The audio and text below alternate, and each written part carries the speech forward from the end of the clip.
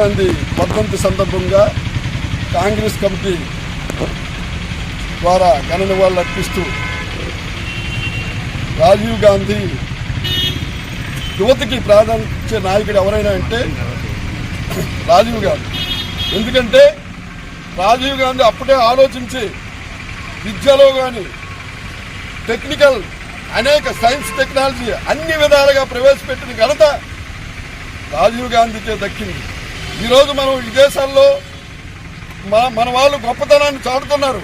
ఆ రోజు ఈ విధంగా ప్రవేశపెట్టిన రాజీవ్ గాంధీ వల్లనే విదేశాల్లో మన వాళ్ళు ప్రాముఖ్యత కల్పించారు. అలాగే గ్రామీణ ప్రాంతాన్ని అభివృద్ధి చేయడానికి పంచాయతీరాజ్ వ్యవస్థని బలోపేతం చేసిన ఘనత రాజీవ్ గాంధీ. అలాగే 33% మహిళలకి తీసుకొచ్చింది రాజీవ్ గాంధీ.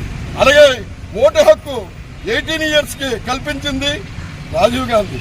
అనేక అంశాల్లో రాజీవ్ గాంధీ అన్ని విధాల ముందు ఆలోచనతో ఈ నిర్ణయాలు తీసుకున్నారు. ఈరోజు భారతదేశంలో